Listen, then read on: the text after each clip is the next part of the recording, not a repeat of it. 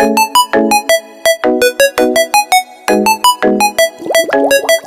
morning, good morning, good morning. Bangon, bangon, bangon na mga kikwars kay buntag na pamangon na mo. Sa ayan mga kikwars, good morning. Good morning. Good morning sa inyong lahat dyan. So ngayon is kakain ako ng aking breakfast / lunch na to mga kikwars para mamaya sa trabaho ko busog ako. So yung lunch ko pala is ipapakita ko sa inyo. So ito yung aking lunch. Merong chicken, mga mixed vegetables, tapos kimchi and rice. And miso soup. Tadakimasu! Kain tayo mga kigwahers. So by the way, nahatid ko na si Sarah-chan sa kanyang hoikuen. Kain tayo. Then yung asawa ko is nagtrabaho na. So mamaya, trabaho din ako. So ito yung a day in my life ko dito sa Japan.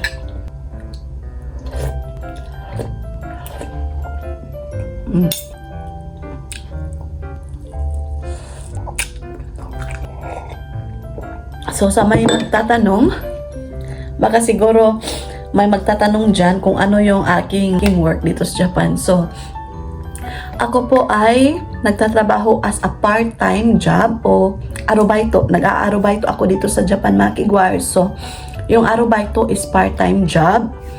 So ang arubaito is Japanese word sa English ng part-time job. Ayan. So yung part-time job ko is para siyang hoikuen. 3 hours yung aking work mga kigwars every Monday, Tuesday, and Wednesday. Nagpa-part-time job ako mga kigwars para meron din akong income. Hindi ako depende lang sa aking asawa. Kasi meron na kaming anak, so kailangan magkayod talaga. Kasi maraming babayarin. Ayan. So, kailangan kong mag-ipon din. Kasi meron tayong pamilya sa Pilipinas, di ba? Na nangangailangan din kagaya ng pambigas, ganyan. Yung mga basic necessities, ayan. Okay ba yung asawa ko na nagtrabaho ako? Yes. Okay yung asawa ko mga kigwahers. Para hindi daw ako maboard sa bahay and then makapag-exercise din ako kasi kapag hindi ako nagtatrabaho, andito lang ako sa bahay, di ba? Kasi sometimes lang ako umaalis mga kigwahers, mag-grocery, kagaya ng mga kigwahers nung nabuntis ako ng anak ko ni Sarah. Sino ba ang nakapag-isip na magtrabaho ako ng part-time job dito sa Japan? So mag-chocolate cake muna tayo mga kigwahers. Nabili to ng asawa ko kahapon. And mag-dessert tayo mga kigwahers. Okay, continuation sa ating about sa aking work dito sa Japan. Ayan. So tarakimasu, kain tayo. So, ayan. Sino ba yung nakapag-isip na magtrabaho ako dito sa Japan? Of course, ako mga kigwahers yung nakapag-isip na makatrabaho dito sa Japan kasi kapag andito tayo sa ibang bansa, mahirap kapag wala kang trabaho dito mga kigwahers. Aside from nakadepende ka lang sa asawa mo, wala kang kita, binibigyan ka nga ng allowance pero iba yung pakiramdam kapag sa'yo talaga yung hinaguan bitaw, sa'yo talaga yung pagsisikap, ikaw talaga yung nagkayod bitaw sa pera kasi easy ka lang na makuha para sa pamilya mo. May nangangailangan ng pamilya mo sa Pinas. So makabigay ka talaga mga kigwars. Kahit maliit na bagay, okay lang kasi hindi ka nagdidepende sa asawa mo kasi iba yung feeling na, oh honey, can I have something? Can I have this one? Can I have money? Ay, nanginahanglan akong pamilya dito sa Pinas. Lain kay ba? Ulaw bitaw. Nahihiya ako kahit ng asawa ko pa yan mga kigwars. Pero meron tayong limitation, di ba? Not all the time. Hingi ng hingi ng hingi. Ayan. Hindi tayo porkit asawa tayo mga kigwars na nakadepende tayo sa ating asawa. I don't know. Don't get me wrong, okay mga kigwars. Sa akin yung sitwasyon, okay? Sa akin yung experience, okay? So, don't get me wrong. So, iba-iba tayo ng style sa ating married. Iba-iba tayo ng way sa ating pag-aasawa, diba? So, sa akin to, mga kigwars, based sa akin lang. So, yun. Ayaw ko yung depende all the time. Nahingi mga kigwars kasi nahihiya ako. Ganon din ba kayo mga kigwars? Kasi, ang sarap nito Kasi hindi natin alam, di ba? Hindi natin alam yung sitwasyon kapag hihingi tayo and then deep inside pala, nagagalit na. Balik tayo sa question. ako yung nakapag-isip mga kigwars para matulungan ko din yung aking asawa. Kahit na maliit yung sahod ko, at least nakapag-share ako mga kigwars para di mabigat sa part ng asawa mo. Ayan, balance lang. Ang sarap ng cake, Kuya Butod. Tapos, anytime pag may gusto kang bibilhin, mabili mo. Maraming benefits yung aking pagtatrabaho dito sa Japan. Makapag-exercise ka pa, makahalubilo ka ng tao, hindi ka ma-homesick. Ayan. So, malilibang ka, mabibili mo yung gusto mo. So, maraming benefits yung pagtatrabaho mga kigwahers. Ayan mga kigwahers, lumabas na ako. Kasi, work is work mga kigwahers. So, work tayo mga kigwahers. Uy, para sa ito ang kinabukasan. Kaya mag-unsa na lang ta. Buat tayo trabaho. Di ta kakauglami. Di ba? Anak man yun ang reality mga kigwahers. Kapag gusto mong kumain ng masasarap, pag may trabaho ka, mabili mo. Like yung masarap na mga simple, masarap mga kigwahers. Kasi, I experienced, English na ha, na-ED. Yung experience na-ED, okay? Past tense. So, ayan mga kigwahers ba? I've been there. I've been there mga kigwahers na walang-wala. I've been there na kahit gusto mong kumain ng Milo good, katong chocolate nga powder, Milo mga kigwahers, hindi mo mabibili. Kasi, wala kang 5 pesos mga kigwahers. Kaya nagsumikap talaga ako mga kigwahers. Uy, lahat ng strategy sa kinabuhi mga kigwahers, pinasok ko. Lahat ng mga strategy mga kigwahers, ginawa ko para, alam nyo na, mapaaral natin yung ating mga kapatid doon sa Pinas. Mabigyan natin ng pangbigas yung ating pamilya doon sa Pinas. Diba?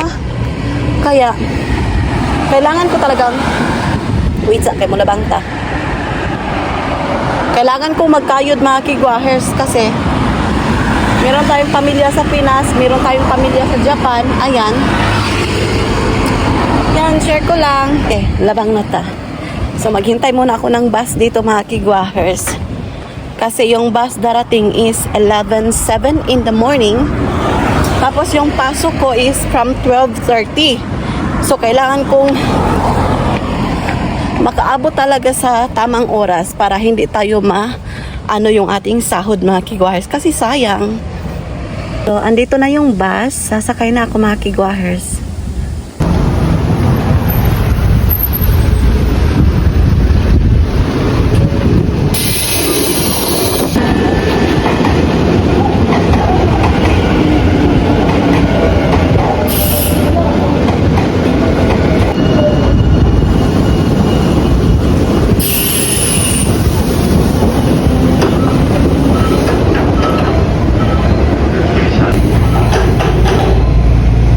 Dito na ako sa bahay mga kigwahers, kakarating ko lang.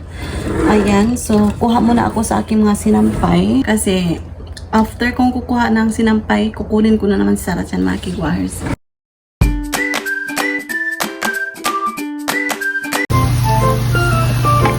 Ngayon mga kigwahers, nagluluto ako ng aming dinner for today.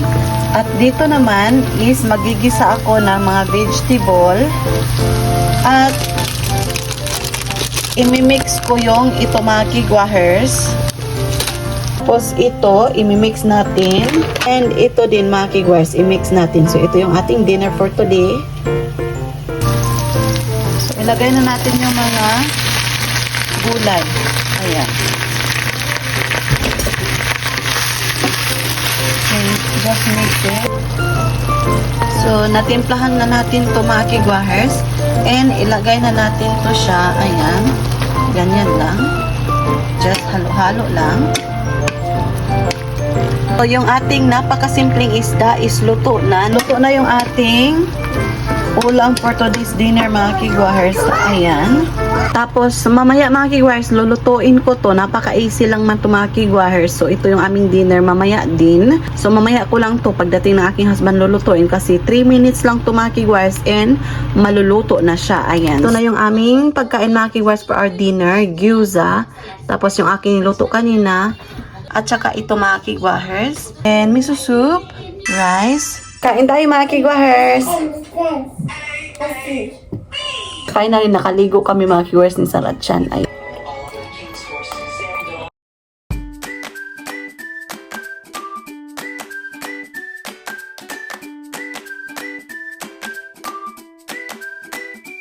So, we're done eating Maki Guars, pero magde-dessert ako kasi meron akong leftover kahapon. So, ito yung binili ng asawa ko, di ba?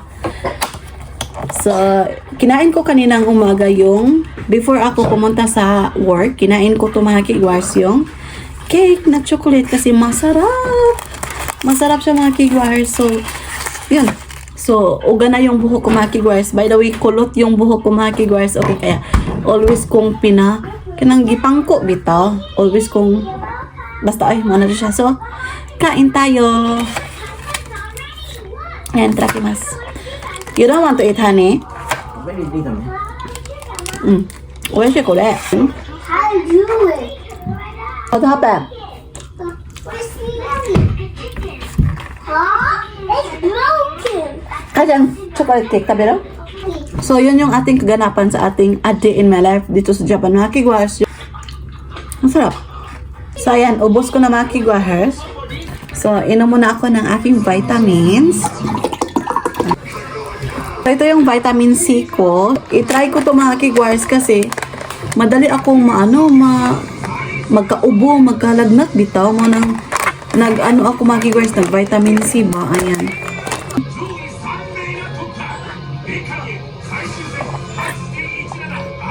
So, ayan. So, i-end ko na yung vlog natin mga kigwars, okay? Kasi bukas is working pa mga kigwars. And may pasok si Sarah dyan. So, shout out sa aking mga minahal dyan na tumatangkilik at sumusuporta sa aming YouTube channel. Honto ni arigato gozaimasu. So, sa wala pa nakasubscribe, please do subscribe, hit notification bell para updated kayo sa aking next video na i-upload. Arigato gozaimasu. Oyasumi nasai. Good night.